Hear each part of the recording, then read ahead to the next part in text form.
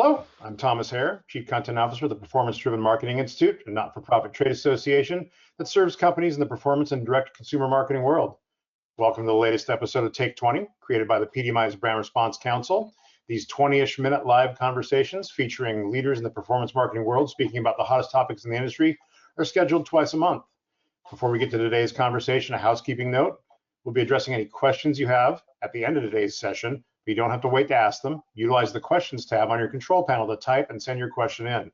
We'll be collecting them and try to get to as many as possible in the final moments of the episode. You know, increasingly marketing directors and CMOs, oh, that's a different intro. I messed up. Hello. Teleprompter. 101. In June, Nielsen's Gauge reported that for the first time, streaming outlets combined to account for more than 40% of total TV viewership, while broadcast and cable combined for just 47.7%, the lowest recorded combined share for linear TV ever. What do these changes, when also considering digital, mobile, and other media outlets gaining ground, mean for performance and D2C marketers trying to reach consumers? How are brands changing their strategies and tactical execution in response to this ongoing shift and where consumers are finding their messaging? And what do performance brands and the agencies that serve them needed to understand right now and in the future about not only where they can reach their target audiences, but also how effectively they are doing so? Brand Response Council Chair and Take 20 host Chris Foster of Modern Postcard welcomes this group of analytics and attribution experts from across the media buying and selling spectrum to dive into these questions and more.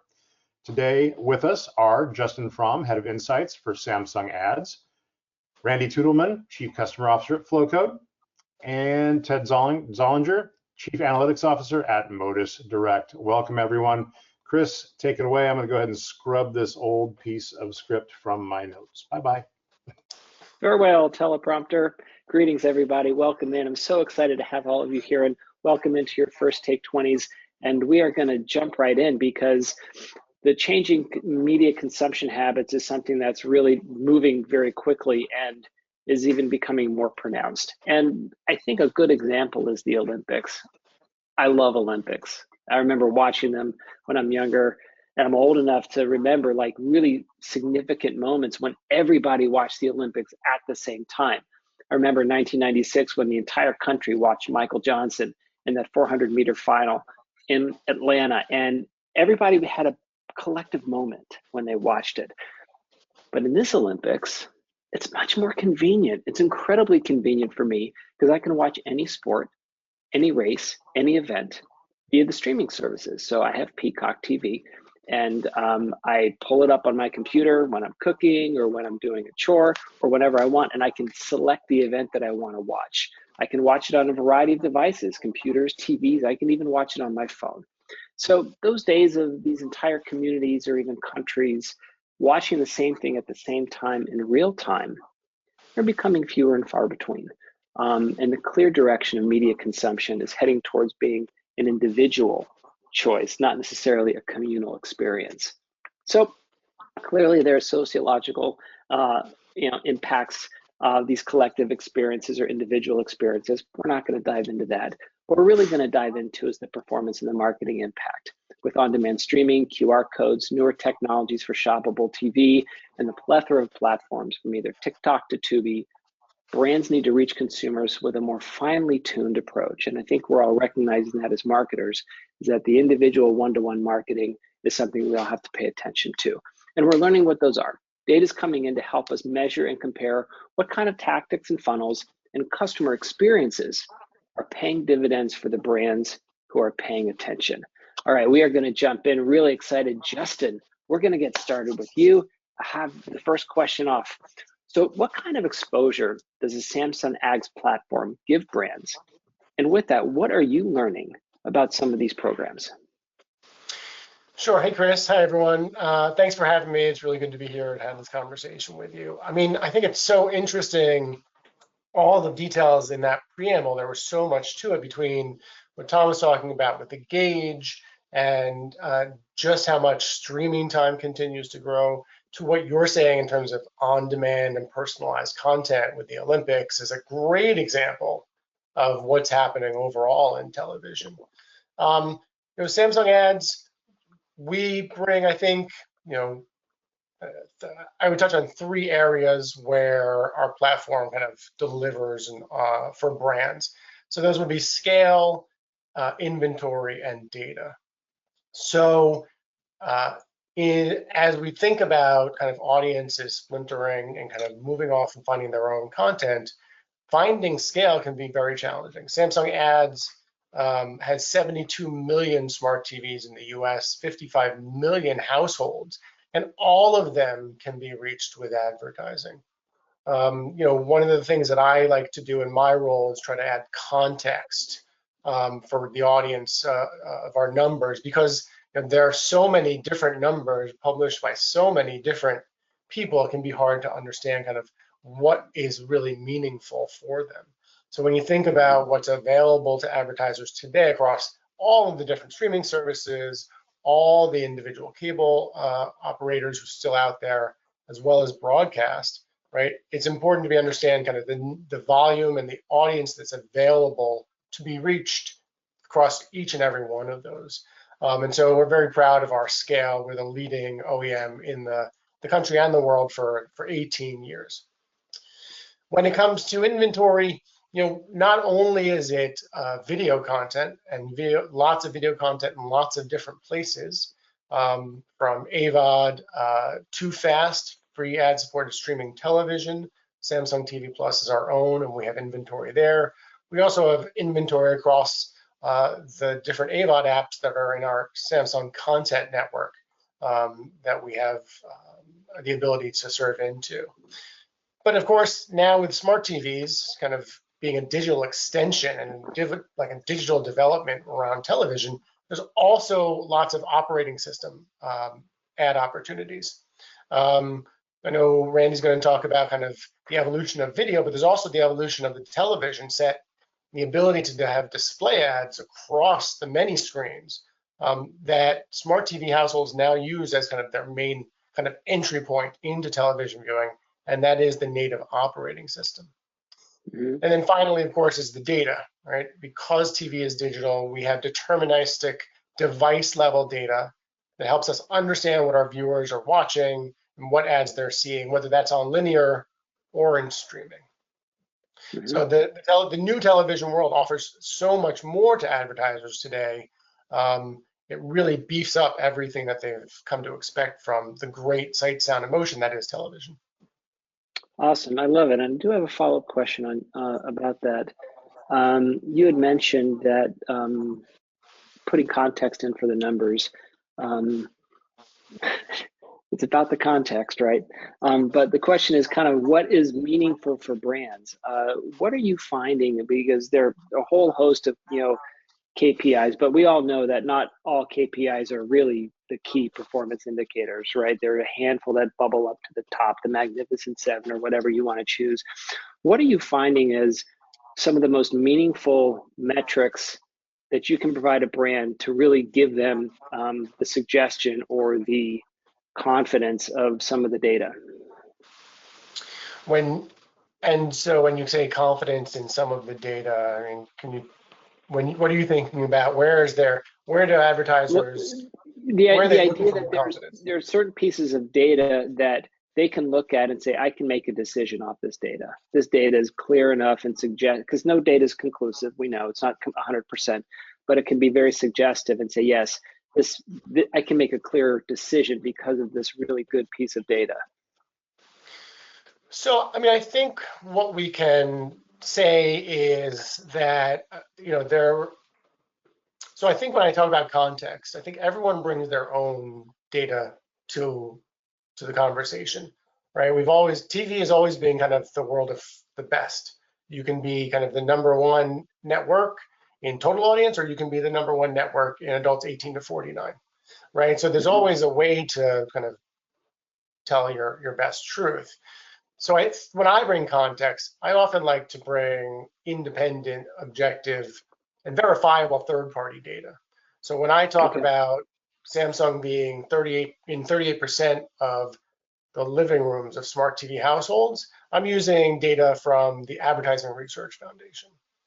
But when it comes to advertisers having confidence in the data that there's being used for whether it's outcomes or delivery, I think it's also important, they've done the vetting of their own data sources and their own data partners.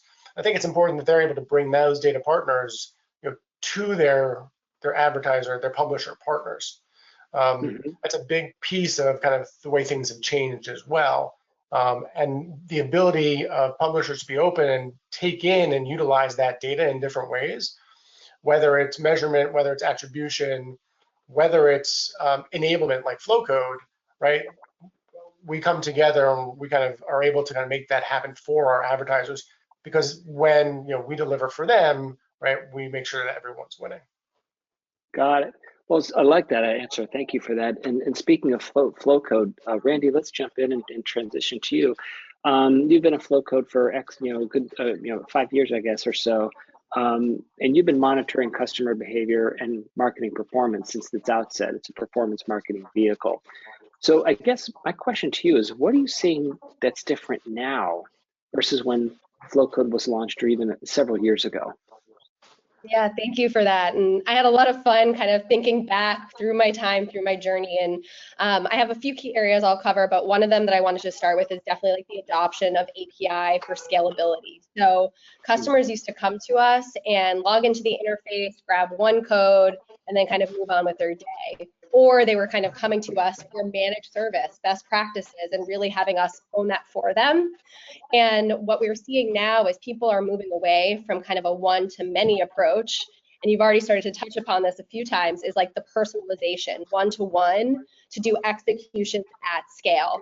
And I think that's really key here, is we've seen customers in our space, for instance, like a top 10 largest insurance company, that's now generating unique codes for all of their agents. Or major airlines are doing seatback codes. So they actually know who's sitting in that seat and engaging with that content.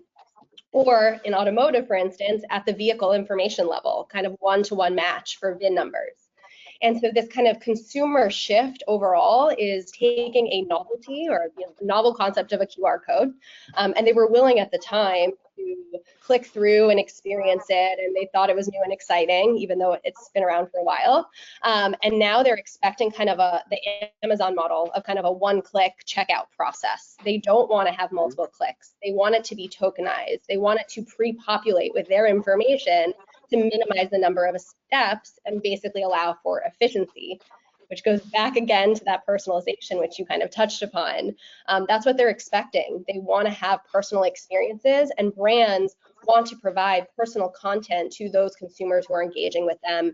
And so by leveraging kind of Flowcode, they're able to start to tailor these communication systems and allow for these personal elements. And that ties with also what Justin was saying on data utilization and optimization too.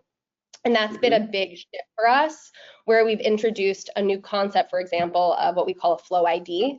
So it's a unique identifier. Someone is scanning, there's a high level of intent, and now we start to build out this consumer profile. Where are they scanning? What content are they engaging with? What are their consumer interests and engagement levels, so that you know in the future how you can actually properly message to them and that it will resonate in market.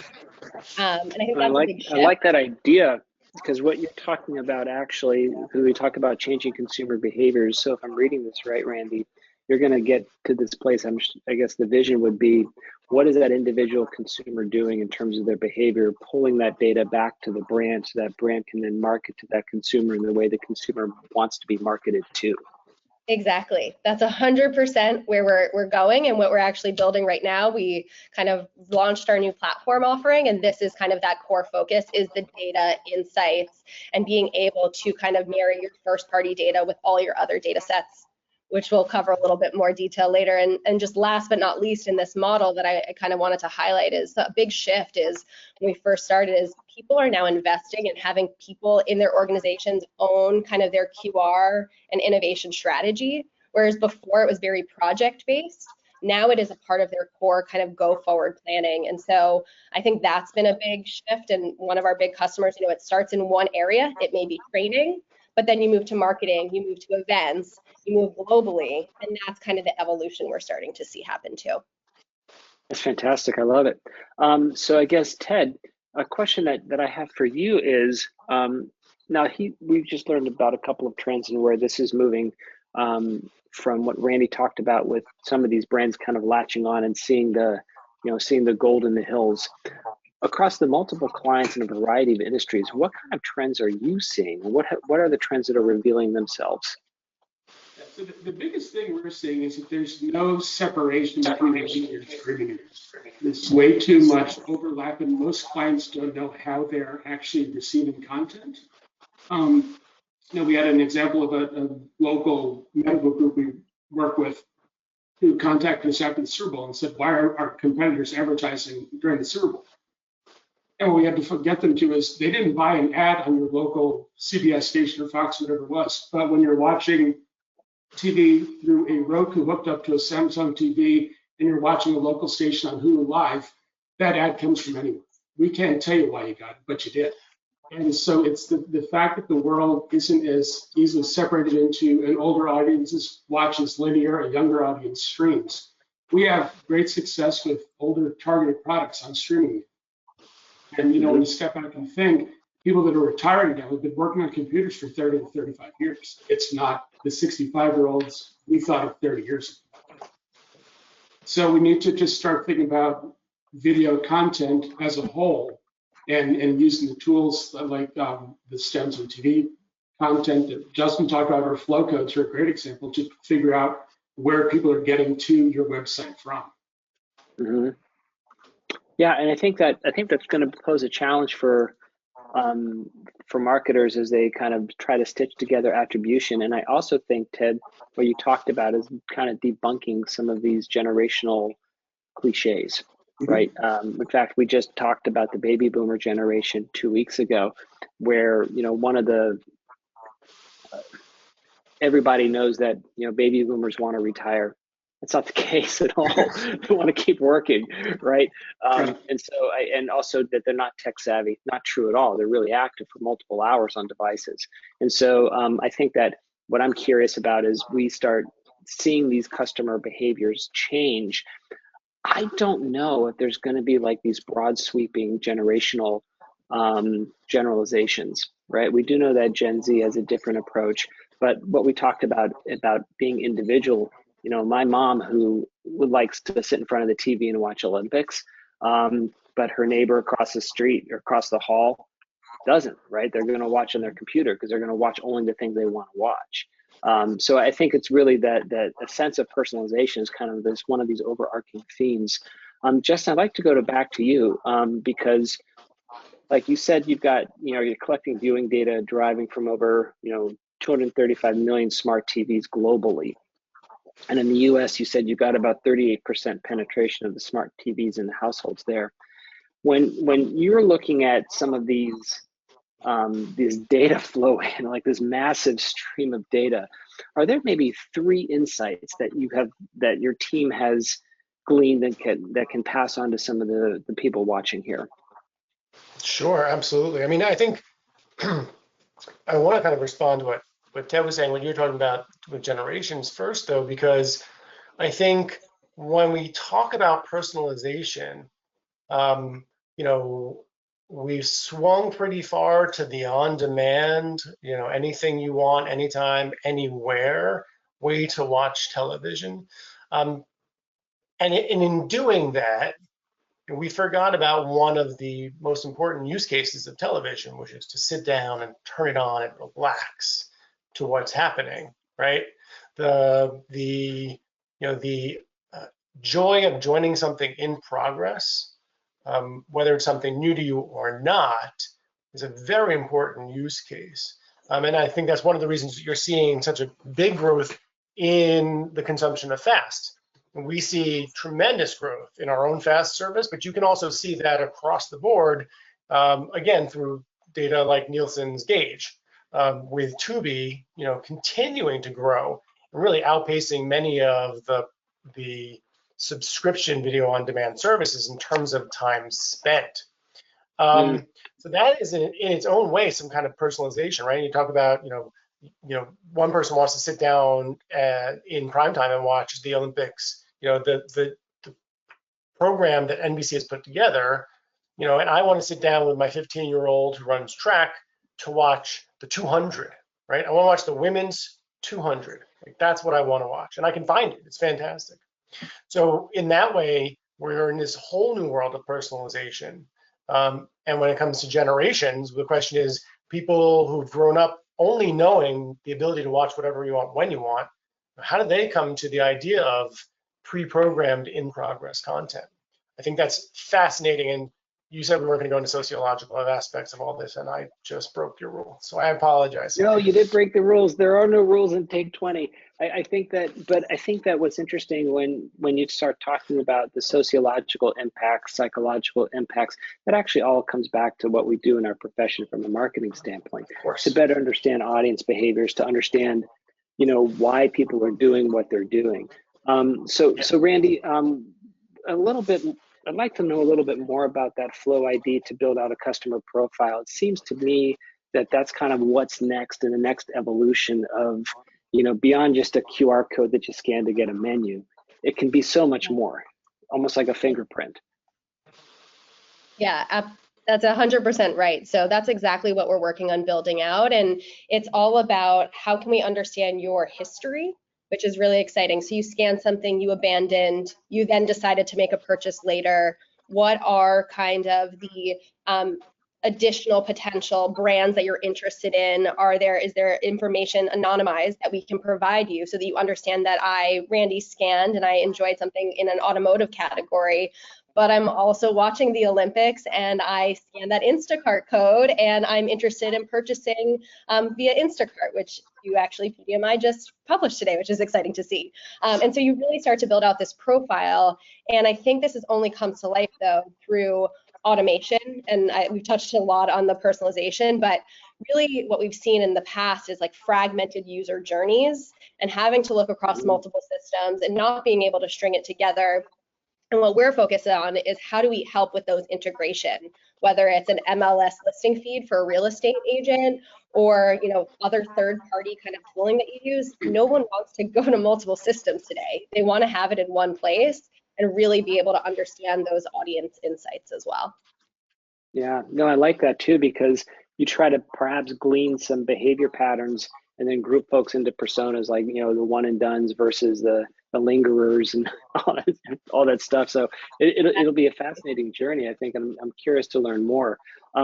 So Ted, I'd like to kind of round it on to you because we're running to time and I want to get some questions. Justin talked about the fast channel and the growth of fast channels, and we know that. And my hunch is that our panel at PDMI West is going to be about fast channels. What do you think the impact of fast channels will mean for media consumption? And what are you advising your clients on in terms of them looking at fast channels? It's something that we're still looking into. Don't really have a good answer for on that just yet. It's, the technology on all this stuff is changing all the time. So I don't really have, and the other thing is, in the business we're in, we have lots of different clients doing lots of different things. We're more focused on making sure everybody has a way to respond. So while that's great, there will always have somebody that wants to call in and wants to talk to a person before they do anything. And so our recommendations are more about making sure that there's enough ways to get in touch with you. Got it. Right, because those calls to action can change based on the customer preference, right? Some Absolutely. Might want to call, yeah. Some might want to go to a website, some might want to scan, and having that variety of options for the customer. Again, it touches on that theme of personalization. It's probably a theme that won't be going away.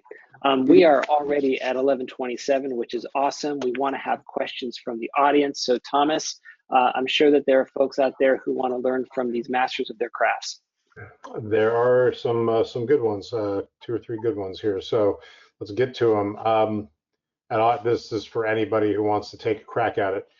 Is there a case to be made, and would anyone be able to make it, that the different media technologies coming into vogue today will actually eventually make it easier to understand where consumers are picking up brands' messaging? I think they're getting at the fact that it's, the idea of this session is that it's getting harder. Is there something happening that's eventually going to make it? So what was the last part? Easier to get?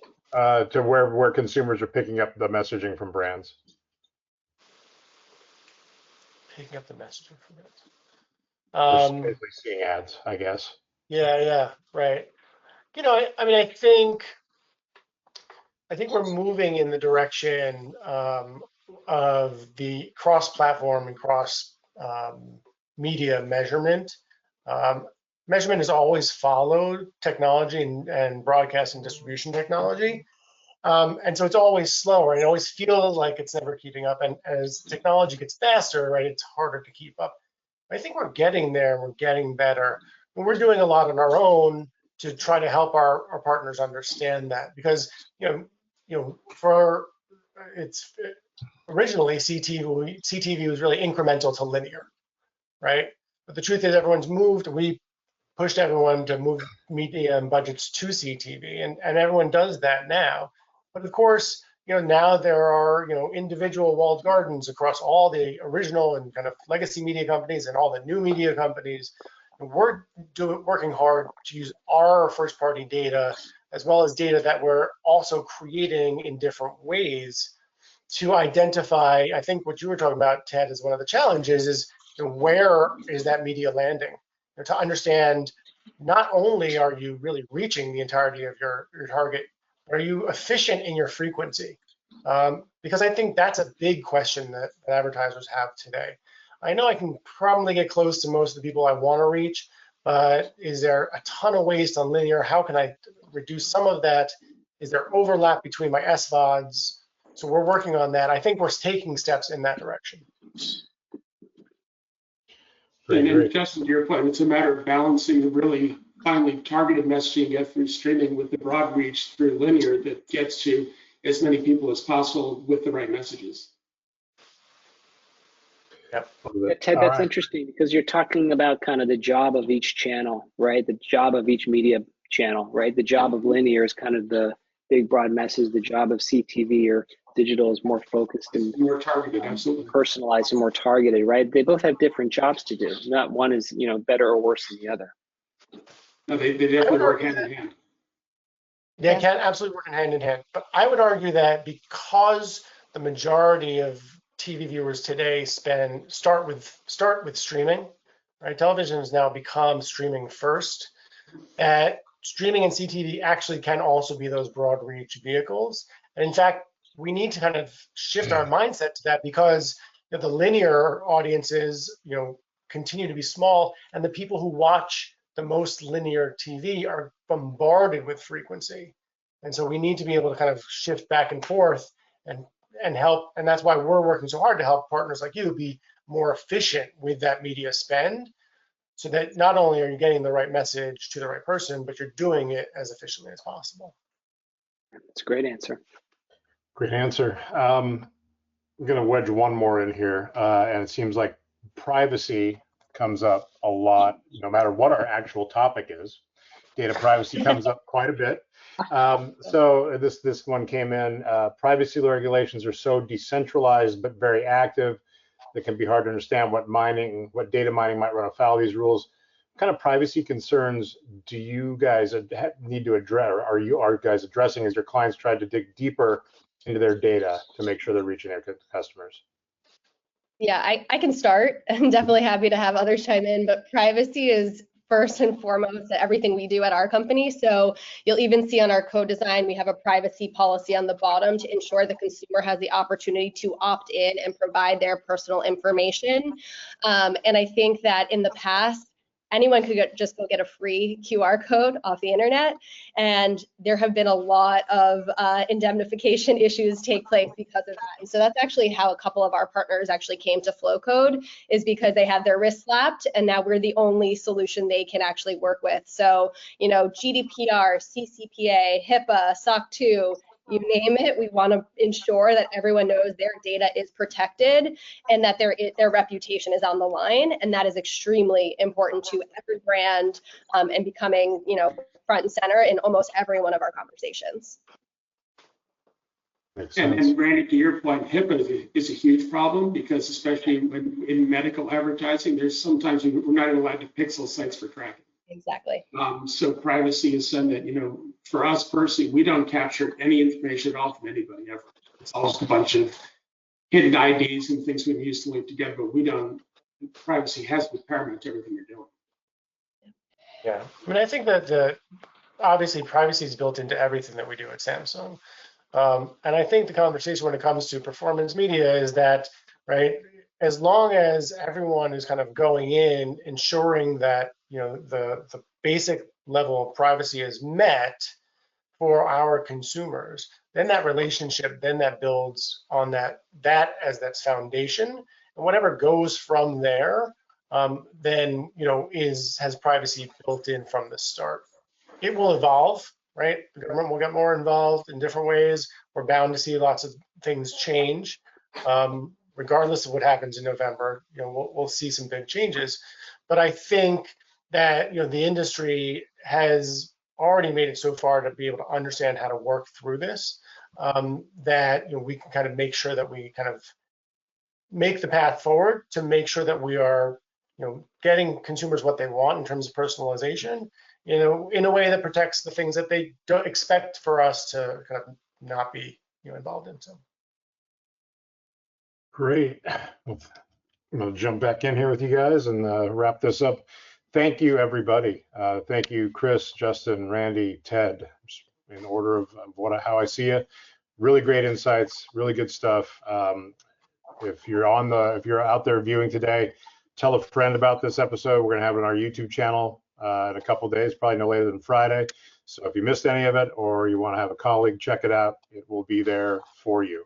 Our next Take 20 episode is set for Wednesday, August 21st, when we'll take a look at the healthcare and insurance market and the first of a recurring series on hot performance marketing categories. Please visit thepdmi.com/take-20 to register for the webinar and check out the upcoming schedule. And online registration continues for PDMI West, October 7th through 9th at Hard Rock Hotel, San Diego. Badges are priced at just $395 for PDMI members and $595 for non-members. Once you have your badge, our specially priced hotel block for the show is open for you to book your room at the host hotel. Visit thepdmi.com/pdmi-west to get your badge and your discounted hotel room today. A quick note on that, the discounted block is scheduled to close on September 5th, so it's less than a month away. Don't hesitate, make your plans and rest today. Thanks again, everybody. Thanks to our viewers, thanks to our speakers. We appreciate it. Be well, we'll see you soon. Bye-bye. Thank you, bye-bye.